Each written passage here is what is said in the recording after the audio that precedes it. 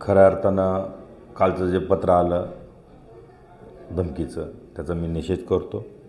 कारण आपण बघितलं असेल या राज्याचे लाडके माजी मुख्यमंत्री विद्यमान उपमुख्यमंत्री एकनाथजीभाई शिंदे साहेब ज्यावेळेस लाडक्या बहीण कार्यक्रमासाठी परांडे या ठिकाणी उपस्थित राहिले येणार होते, त्याच्या आदल्या रात्रीच माझ्या घराच्या समोर घरावरती 4 राऊंड फायर करण्यात आले।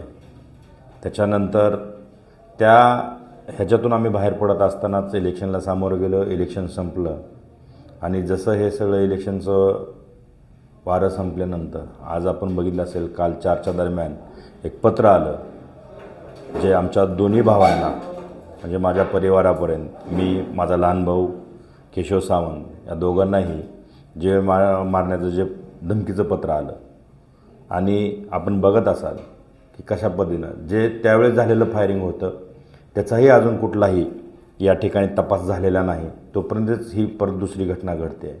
म्हणजे नेमकं कशा स्वरूपाचं हे राजकारण चाललं आहे का याच्या पाठीमागं आणि कोणी आहे काय कळायला मार्ग नाही।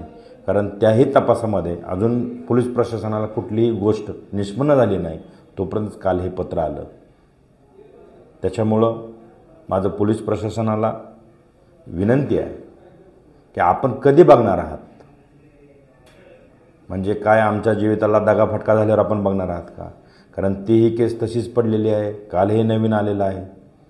आपल्याकडून कुठल्याही गोष्टीचं सहकार्य किंवा कुठल्याही गोष्टीचं हे आम्हाला मिळत नाही आहे। तुम्ही काय आता या संबंधी मुख्यमंत्र्यांची निश्चित मी येणाऱ्या या 2 दिवसामध्ये आदरणीय या राज्याचे मुख्यमंत्री देवेंद्रजी फडणवीस साहेब, आमचे पक्षाचे नेते आदरणीय उपमुख्यमंत्री एकनाथजीभाई शिंदे साहेब या दोघांची भेट घेणार आहे आणि याच्यावरती सविस्तर त्यांच्यापुढं मी सगळ्या गोष्टी सांगणार आहे, कशा प्रकारे हा सगळा घटनाक्रम झाला आणि प्रत्येक गोष्टी हा फक्त FIR फाडला म्हणजे होतं का असं नाही आहे, याच्यावरती कुठलीही ॲक्शन झालेली नाही।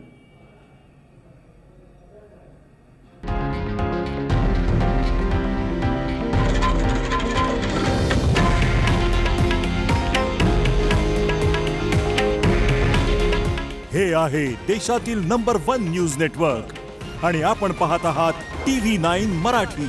काळजी तुमची, हित महाराष्ट्राचं।